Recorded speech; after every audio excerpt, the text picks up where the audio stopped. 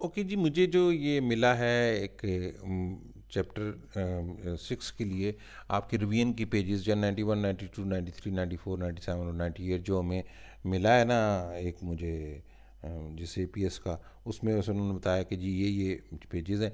तो मैं इसका ये रीडिंग पार्ट आपको कर रहा हूँ, एक मैंने आपको क्वेश्चन आंसर पार्ट भी कर दिया और एक रीडिंग पार्ट भी कर दिया है। सो आप लोगों ने ये दोनों कर लेना ताकि चैप्टर 6 आपका रिवाइज हो जाए। Okay, what is a force? अच्छा, ये फोर्स क्या होती है जी, ये हम देखते हैं ज़रा। Human beings can move around on their own but non living things can not.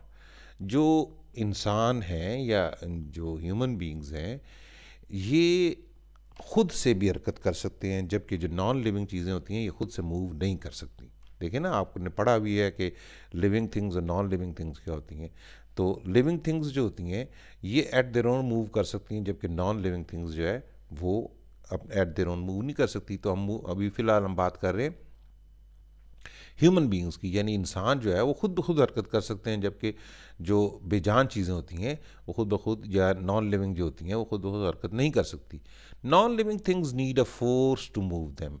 Non living things जो होती हैं उनको क्या होती है, क्योंकि फोर्स लगानी पड़ती है ताकि उनको मूव किया जा सके। Pushing and pulling are forces that we use to move an object. हम किसी भी ऑब्जेक्ट यानी किसी चीज़ को मूव करने के लिए या उस पर पुश की लगाते हैं फोर्स या पुल की लगाते हैं। For example, when you kick a football you are using the push force. जब आप फुटबॉल को किक मारते हो तो क्या करते हो, आप पुश वाली फोर्स लगाते हो। And when you open the door of a refrigerator in your home you are using a pull force. अच्छा देखें, फुटबॉल को तो पुश करके ढुम करके मारा, और हमने रेफ्रिजरेटर का दरवाज़ा खोलना होता है तो हम क्या करते हैं, पुल करते हैं, उसे अपनी तरफ पुल करते हैं। ठीक है, दो किस्म की मोशंस हो गई। ठीक है, पुल एक किस्म की मोशन में हम किसी ऑब्जेक्ट को करने के लिए हम उसको पुश कर रहे हैं, यानी फुटबॉल को किक मार के दूर फेंकने के लिए हम उसको पुश वाली फोर्स लगाते हैं। रेफ्रिजरेटर का दरवाज़ा खोलने के लिए क्या करते हैं, पुल वाली फोर्स लगाते हैं। When you move heavy objects like a big wooden box you can use the pull and push force. यानी कभी हम कोई बहुत बड़ी सी चीज़ मूव कर रहे होते हैं तो दोनों चीज़ें हम दोनों फोर्सेस लगा सकते हैं। फॉर एग्जांपल, ये देखें, एक ट्रॉली सी है, लकड़ी के बहुत सारा बॉक्स है, उसके नीचे जो है ना ट्रॉली के ऊपर रखा हुआ है। तो ये आगे वाला बंदा जो है क्या कर रहा है, इसको पुल कर रहा है अभी, और पीछे वाला क्या है, पुश कर रहा है। तो इसमें दोनों पुश एंड पुल फोर्स दोनों लग रही हैं, पीछे वाला पुश कर रहा है, आगे वाला पुल कर रहा है। सो इसमें इसको मूव करने के लिए दोनों किस्म की फोर्सेस लगाई जा रही हैं। How much force is required to move an object, यानी किसी भी ऑब्जेक्ट को मूव करने के लिए हमें कितनी फोर्स लगाने की ज़रूरत पड़ती है। ठीक है, अब हम थोड़ा सा जो है ना ज़्यादा कॉम्प्लिकेटेड चीज़ की तरफ चलते हैं कि जी किसी भी फोर्स, यानी हमें किसी चीज़ को मूव करने के लिए कितनी फोर्स की ज़रूरत होती है। The amount of force depends on how heavy और लाइट एन ऑब्जेक्ट इज़। अगर आपसे कोई पूछे कि भाई किसी ऑब्जेक्ट को मूव करने के लिए कितनी फोर्स की ज़रूरत होती है, तो आप कहेंगे भाई ये डिपेंड करता है कि वो कितना हैवी है। ठीक है, ऑब्जेक्ट हैवी है कितना है या कितना लाइट है, उस पर डिपेंड करेगा कि हमें उस पर कितनी फोर्स लगानी पड़ेगी। A light object such as a book और a pencil case requires less force to move compare to the heavy objects.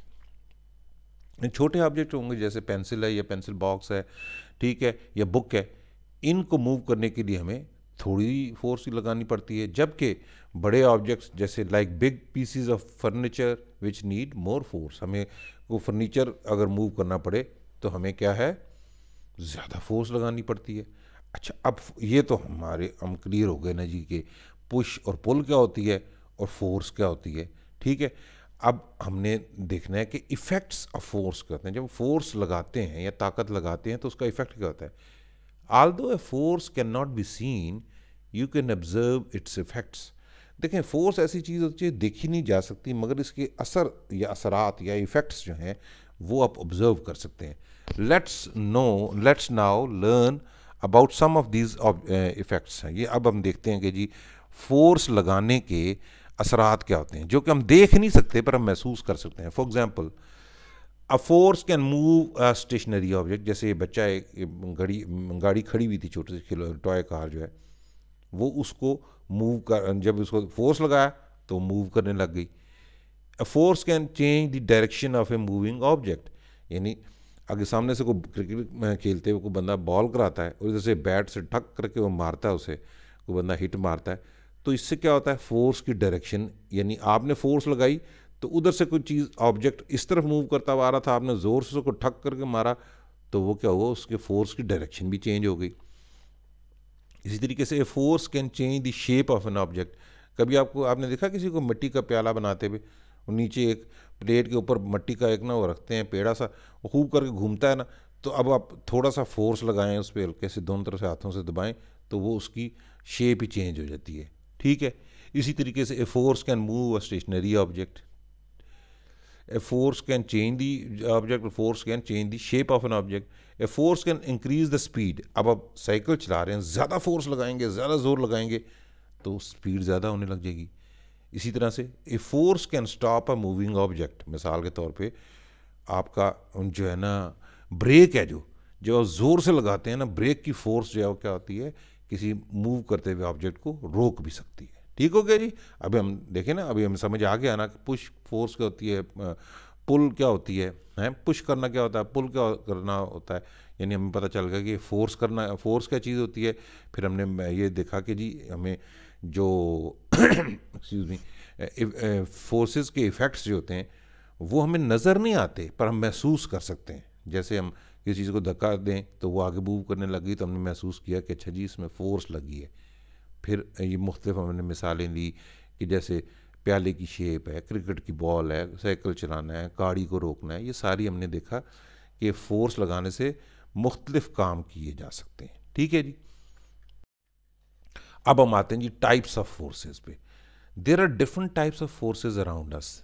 There are two main forces, contact and non contact forces. अच्छा, अब हमने देखना है कि forces के types की क्या होती हैं। फोर्सेस की टाइप, फोर्सेस की कौन सी होती हैं, एक होती है कॉन्टैक्ट फोर्स और एक होती है non contact force. Contact force and non contact force.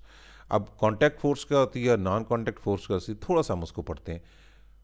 Forces that act between two objects that touch each other are called contact forces। यानी दो ऑब्जेक्ट्स अगर आपस में टच करें एक दूसरे को तो जो फोर्स आपकी यूज़ होती है उसको बोलते हैं कॉन्टैक्ट फोर्सेस होती है। An example of A contact force is friction. ठीक है, यानी फ्रिक्शन क्या होती है, रगड़ जो होती है वो एक कॉन्टैक्ट फोर्स की मिसाल है। ठीक है, जैसे आप जोर यूं पाँव से दौड़ते दौड़ते यूं फर्श पे यूं करते हैं तो आपको क्या होता है, फ्रिक्शन महसूस होती है और आप रुक जाते हैं। ठीक है, forces that act between two objects that are not physically in contact with each other are non contact forces. Examples are magnetic force and gravitational force. अच्छा, कुछ फोर्सेस ऐसी होती हैं कि जो फिजिकली आपस में दो ऑब्जेक्ट्स आपस में टच नहीं भी कर रहे मगर वो फोर्स तो लग रही होती है।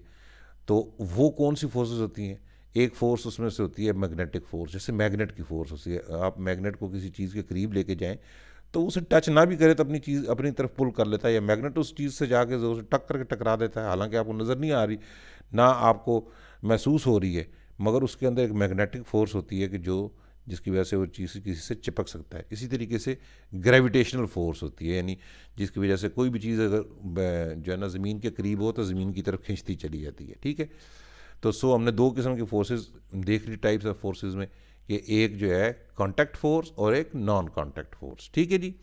कॉन्टैक्ट का मतलब वोकैबुलरी में लिखा हुआ है टचिंग, यानी टच करके फोर्स जो होती है। फ्रिक्शन, अब नई चीज़ आ गई फ्रिक्शन, हमने इसका जिक्र किया पिछले भी इसमें। ये फ्रिक्शन या रगड़, इसका मतलब क्या होता है, what happens when you roll a marble on the floor, it moves along the floor for some distance and then after a while it stops rolling. यानी एक मार्बल है, यानी शीशे का जो एक मार्बल है उसको आप ज़मीन पे अगर यूं कर रोल करते हैं तो वो काफ़ी दूर तक जाता है मगर फिर आखिर में वो रुक जाता है।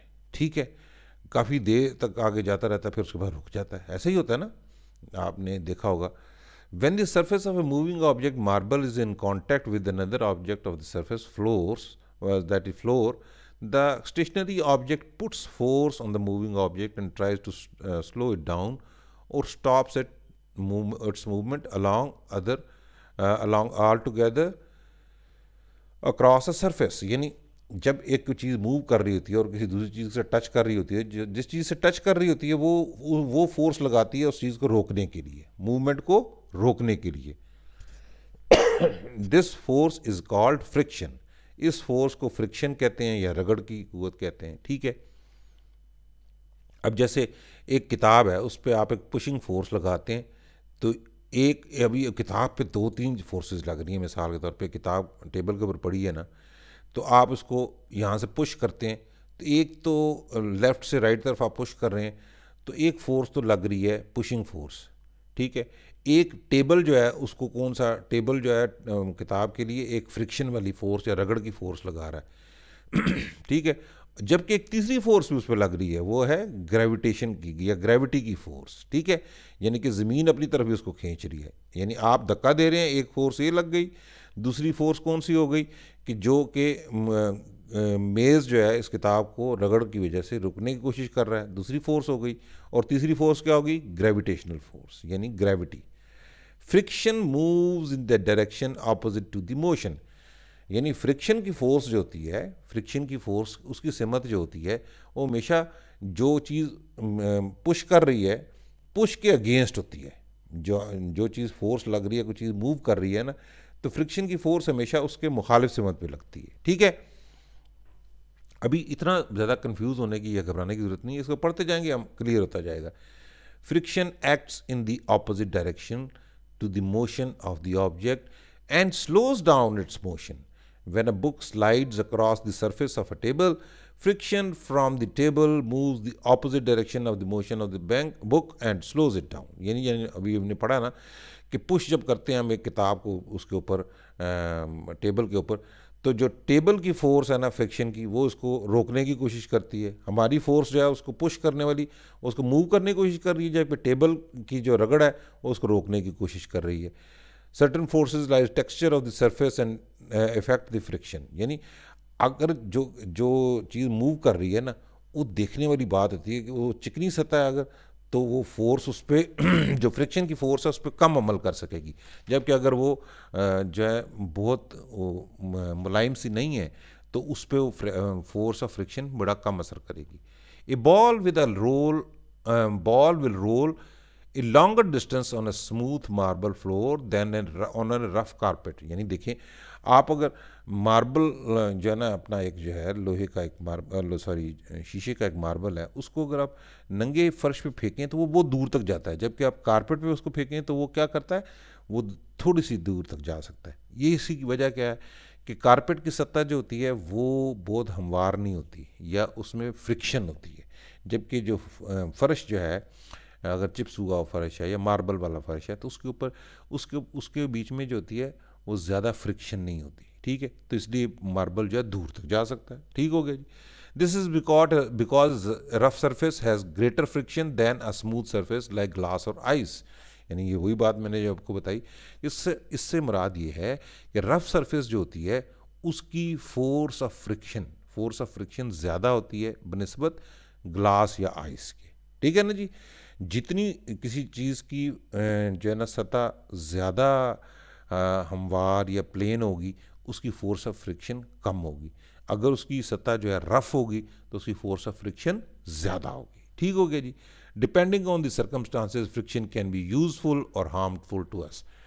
अच्छा, अभी हाँ, डिपेंड करता है कि हम किस चीज़ के लिए इस्तेमाल कर रहे हैं। फोर्स ऑफ फ्रिक्शन हमारे लिए फ़ायदेमंद भी हो सकती है और फोर्स ऑफ फ्रिक्शन हमारे लिए नुकसानदेह भी हो सकती है।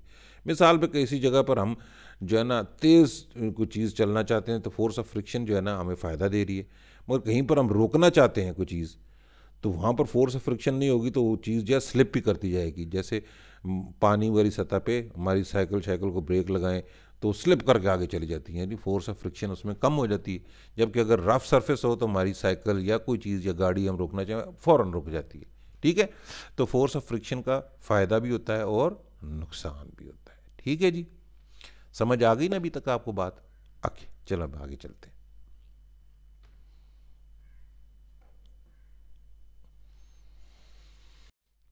अच्छा जी, एडवांटेजेस ऑफ फ्रिक्शन क्या होते हैं? Advantages of friction. Advantages of friction क्या होते हैं? Friction between the bottom of our shoes and the ground helps to grip the floor and allows us to walk without falling down. अब देखें, अभी जो है ना, मिसाल के तौर पे आप गीले फर्श पे ना आप एकदम स्लिप होकर गिर सकते हैं, जबकि अगर नीचे फर्श जो है अगर थोड़ा सा उसकी सरफेस रफ हो तो आप गिरेंगे नहीं उस पर, ठीक है ना। तो इससे फ़ायदा हो गया फ्रिक्शन फोर्स का। अगर हमारे बिल्कुल फ्रिक्शन ना हो फर्श में तो हम स्लिप हो जाएंगे, ठीक है।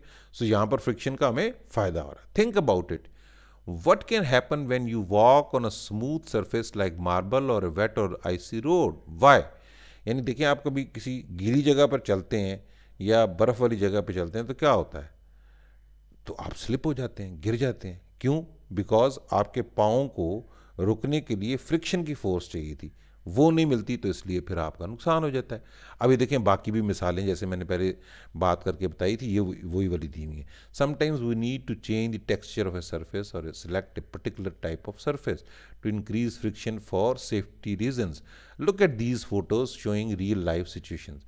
अभी कई जगह पर हमें क्या होता है कि हमें सरफेस जो है ना उसको देख के उसके मुताबिक हमें यूज़ करना पड़ता है, ताकि जो है ना हमारे फ्रिक्शन का फ़ायदा या नुकसान जो भी है उससे बचाया जा सके। Sand is spread across the pavement icy pavements and roads to increase friction which pavement which prevents vehicles and people from slipping.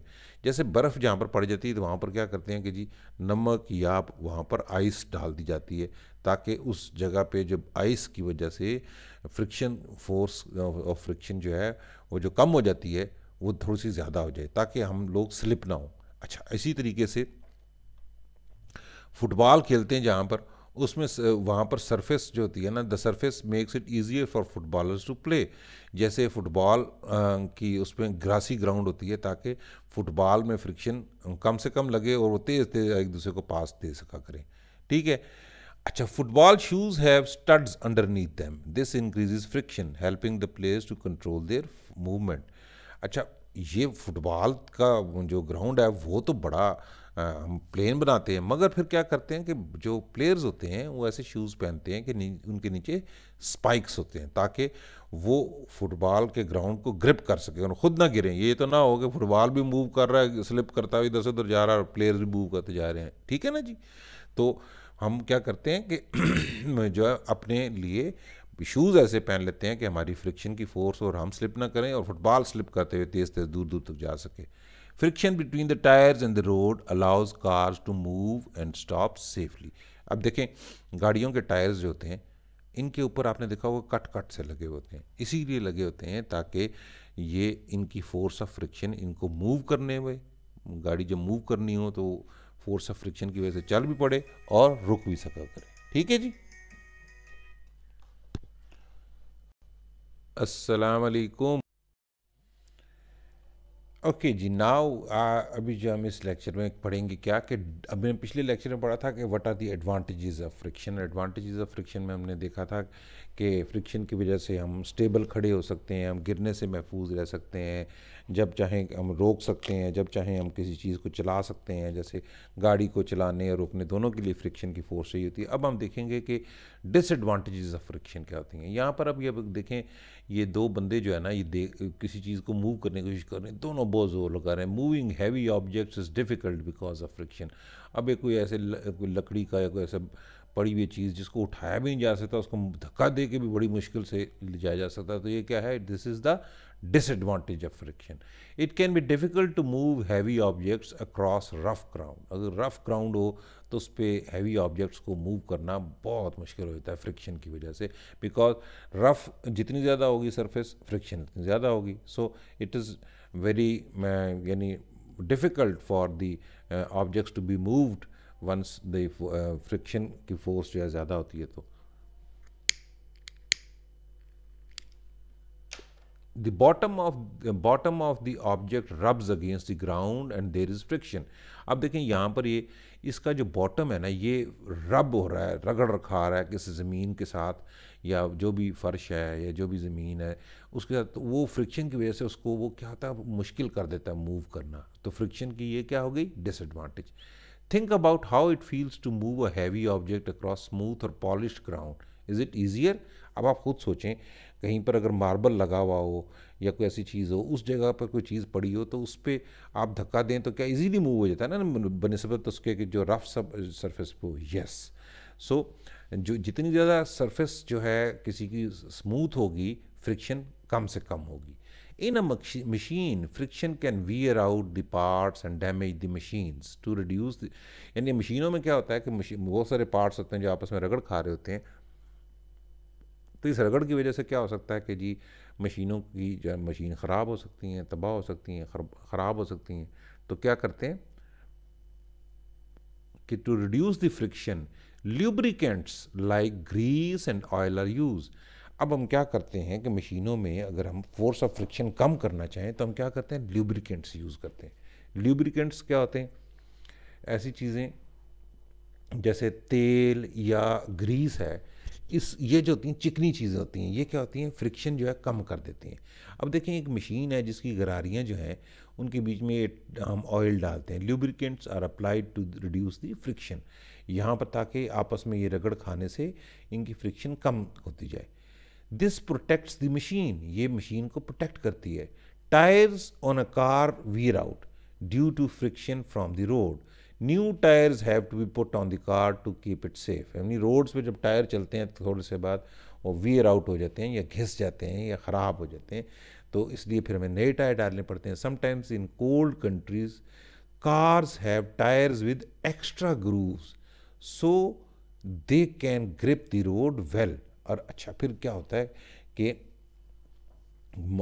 इसी ज़मन में कि हम फ्रिक्शन की जो बात कर रहे हैं, रगड़ की जो बात कर रहे हैं, जो सर्दियों के मौसमों में जहाँ पर सर्द मुल्क हैं वहाँ पर के लोग क्या करते हैं कि उसके जो टायर्स होते हैं उनके ग्रूव्स बड़े बड़े लगाते हैं उनमें, ताकि वो जो है रोड को ग्रिप कर सके। अब एक वोकेबलरी में हमारे पास एक लफ्ज़ आया था ल्यूब्रिकेंट्स, हमने देखा था। ल्यूब्रिकेंट्स का मतलब क्या होता है? Lubricants are the substances applied to the surface to reduce friction between moving parts. Lubricants क्या होते हैं? दे आर द सब्सटेंसेस जो कि हम अप्लाई करते हैं मुख्तलिफ चीज़ों पे ताकि हमारी फ्रिक्शन कम हो जाए। ग्रूव्स क्या होते हैं? नैरो डीप कट्स और depressions in a hard material. Grooves जो होते हैं क्या होते हैं? ये छोटे छोटे कट लगा दिए जाते हैं किसी मटेरियल पे ताकि वो फोर्स ऑफ फ्रिक्शन उसकी बढ़ सके। ये जैसे ये टायरों के ऊपर लगे होते हैं, इनके बीच में ग्रूव्स होते हैं, अगर आपने देखा होगा ना, उनके ऊपर ग्रूव्स होते हैं। ठीक है जी। अभी हमारी थोड़ा सा थिंकिंग एक्सरसाइज है कि how does it feel when you rub your hands together, do you feel hot, why? जब हाथों को जोर जोर से रगड़ते हैं तो आपको गर्मी सी महसूस होती है, क्यों? ये क्या होती है? Because of the force of the friction. Force of the friction की वजह से जब हाथों को आप रगड़ते हैं तो आपको गर्मी महसूस होती है। How can you stop your hands feeling hot when you rub them together? आप अपने जो है हाथों को बहुत ज़्यादा गर्मी जो लग रही है, उसको गर्मी रोकने के लिए क्या कर सकते हैं? तो आप ये कर सकते हैं कि हाथों के दरमियान में ऑयल लगा लें, तो उससे ज़ोर ज़ोर से रब करेंगे तब भी आपके हाथ बहुत ज़्यादा जो स्लिपरी नहीं होंगे। ठीक है, सॉरी, हीट नहीं होगी हाथों में। Make a list of the things around us that don't move easily due to friction and think about things that become hot और wear out due to the friction. हमने ये सारे काम करने हैं कि हम एक लिस्ट बनाएंगे कि जी कौन सी चीज़ें हैं जो कि ईजीली मूव हो सकती हैं, कि उनके जो है ना फ्रिक्शन ईजीली मूव नहीं होती जो फ्रिक्शन की वजह से। और फिर हम ऐसा करेंगे कि कौन सी चीज़ें गर्म हो जाती हैं या ख़राब हो जाती हैं because of the friction. What do you think air resistances? Think about how it becomes difficult to walk और ride a bicycle into a strong wind. आपको ये भी पता होना चाहिए कि एयर की भी रेजिस्टेंस होती है भाई। अगर तेज़ हवा चल रही हो तो कभी अब तेज़ हवा आपकी मुखालिफ सिमत से आ रही हो और अगर आप उसमें ज़ोर लगाएं तो बड़ा मुश्किल हो जाता है साइकिल चलाना, है ना। सो हम अभी इन चीज़ों की भी डिटेल पढ़ेंगे। अब रैंप जिसको बोलते हैं, रैंप भी होती है, ये सीढ़ियाँ होती हैं जो प्ले ग्राउंड वगैरह में, ये एग्जांपल है किस चीज़ की, ये भी हमारी मिसालें हैं ये सिंपल मशीन्स की। रैंप जो होती है, ramp is an incline plane connecting two levels. Ramp जो होता है ना, जैसे आपने वो जिसको बोलते हैं स्लाइड लेते हैं। In many hospitals ramps are provided next to staircase so that the wheel chairs carrying patient can be easily pushed up. यानी देखें कई दफ़ा बेचारे जो लोग चल नहीं सकते वो व्हील चेयर पे होते हैं, उनको नीचे से ऊपर ले जाने के लिए या तो ये तरीका कि हम उनको उठा के लेके जाएं, या हम एक रैंप बना देते हैं स्टेयर केस के साथ, ताकि वो व्हील चेयर को पुश करके ऊपर उनको लाया जा सके। अब एक चीज़ होती है wedge. A wedge is a simple machine shape like V. It has two incline planes that meet at a sharp point. ठीक है जी। A tip of a nail, a chisel or a needle, a razor and a knife with a sharp slanting edge are examples of a wedge।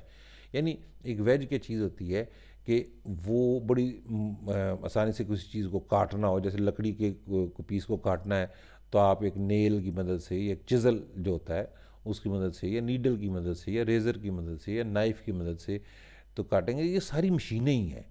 Even ये nail जो है, चिज़ल जो है, needle है, razor है, knife है, ये सारी छोटी छोटी मशीनें हैं जो इंसान ने अपनी मदद के लिए जो है ना इस्तेमाल करता है। ठीक है। अब आ जाए तक lever. What does a workman do when he has to move a heavy rock. देखिए आपने देखा होगा ये जो वर्कमैन होते हैं, मज़दूर जो होते हैं, ये उन्होंने बड़े बड़े पत्थर परे करने होते हैं तो क्या करते हैं, वो एक क्रो बार यूज़ करते हैं। क्रो बार ये देखें, क्रो बार से की मदद से ये यूज़ कर रहा है। ठीक है। He uses a long rod called crowbar and pushes one end of it under the rock। ये क्या करते हैं कि जी इसको पकड़ के एक रॉक के नीचे एक एंड को जैसे करते हैं और यहाँ से पीछे की तरफ खींचते हैं तो ये रॉक आगे की तरफ मूव कर देती है। He then supports the pole on a smaller stone placed to close the rock। When he pushes down on the pole, the rock lifts up a little and it moves forward। ये देखिए ना, यहाँ से इसको जैसे यूँ press करता है, ये रॉक थोड़ा थोड़ा आगे मूव करने लग जाती है। The rod makes the work easier. It acts as a simple machine called a lever. अब ये जो है, जो ये हमारा क्रो बार है, इसको हम लीवर भी कहते हैं। ये लीवर के तौर पे काम करती है और ये मशीन सिंपल सी मशीन है, सिंपल मशीन है ये। जो है ना हमारे अर्थ स्टोन्स वगैरह मूव करने के लिए हम इस्तेमाल कर सकते हैं। Lever is a rigid type of a bar that is carefully placed so that it can move freely around a fixed point। It is used to move heavy things। It has three parts: the fulcrum, the load and the effort। अब देखें एक liver है, इसको हमने एक चीज़ को उठाना है तो इसके तीन पार्ट्स होते हैं। एक पार्ट जो है इसका लोड जो होता है जिसको उठाना है वो है, एक जो है हम एक दूसरा कोना जहाँ पर हम अपनी फोर्स या एफर्ट लगाते हैं या कोशिश करते हैं, और दरमियान में एक चीज़ होती है उसको बोलते हैं फुलक्रम।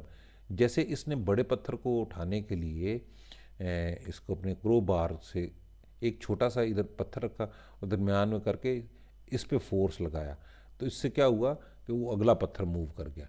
तो ये चीज़ जो है, ये वाला छोटा पत्थर जो है क्या कहलाएगा, फुलक्रम। ठीक है।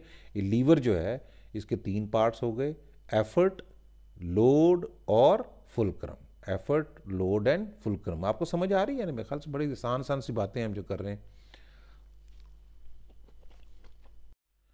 जी। तो नेक्स्ट चीज़ है हमारी क्या, गेयर्स। गेयर्स वो बड़ी मज़ेदार चीज़ है। आपने अक्सर अपनी साइकिलों के बीच में भी देखा होगा कि जो उसके ऊपर चेन चढ़ी हुई होती है, गोल सा गरारियाँ सी होती हैं, इनको बोलते हैं इंग्लिश में गेयर्स। क्या बोलते हैं? गेयर्स। ये गाड़ियों में भी होते हैं, साइकिलों में भी होते हैं और हर चीज़ में होते हैं। ये असल में इसको हम पढ़ते हैं कि क्या करते हैं। Gears are wheels with teeth that slot together. ये गेयर जो होते हैं इनके बीच में दंदे से या दांत से बने होते हैं, ये आपस में एक दूसरे के साथ यानी फंसे हुए होते हैं। क्या करते हैं ये कि they can be found in many different kinds of machines, specially vehicles और बाइसिकल्स। ये बहुत सारी मशीनों में आपको नज़र आते हैं, ख़ास तौर पे गाड़ियों और साइकिलों वगैरह में आपको अक्सर नज़र आते हैं। They work by transmitting power from one part of a machine to another. ये क्या करते हैं, ये बड़ी ज़बरदस्त मशीन है, बड़ी यूज़फुल। ये पावर, मशीन की पावर जो है एक जगह से दूसरी जगह ट्रांसफ़र करते हैं। ठीक है। Gears can be of different sizes. Same gears जो है ना मुख्तलिफ साइज़ के हो सकते हैं, जैसे यहाँ पर आप देख रहे हैं मुख्तलिफ साइज़ के गेयर्स हैं। Same sized gears rotate the same speed whereas different size gears move at different speeds and generate different amounts of power. अच्छा, ये गेयर्स बड़ी ज़बरदस्त चीज़ होती हैं। ये इनके छोटे या बड़े करने से ना, एक छोटा गियर अगर बड़े गियर को मूव कर रहा है या बड़ा छोटे को मूव कर रहा है तो हम स्पीड को अप डाउन कर सकते हैं। ये इंशाल्लाह तफसील में भी कभी पढ़ेंगे। अलबत्ता इस वक्त आप ये याद रखें कि गियर्स जो होते हैं they in fact they transfer the power from one to another thing, and वो क्या करते हैं कि स्पीड जो होती है ना इसको जनरेट कर सकते हैं, स्पीड को कम या ज़्यादा कर सकते हैं, है ना। अच्छा, अब एक और चीज़ होती है पुली। पुली देखें, ये एक फिक्स्ड पुली है, ठीक है, जैसे पानी कुएं में से निकालने के लिए। A pulley is a simple machine which has a wheel with a groove around its rim. The wheel has a rope और chain that passes around the wheel. The groove helps to keep the rope और chain in place when using the pulley. यानी ये देखें, एक जो है ना इसमें एक क्या होता है कि एक पुली लगी हुई होती है, एक तरफ से हम रस्सी लगा के उसके ऊपर एक थोड़ा सा एक रास्ता सा बना होता है, यानी वे सा बना होता है, ये थोड़ा सा कट सा लगा होता है जिसके ऊपर से रस्सी हमारी चली जाती है।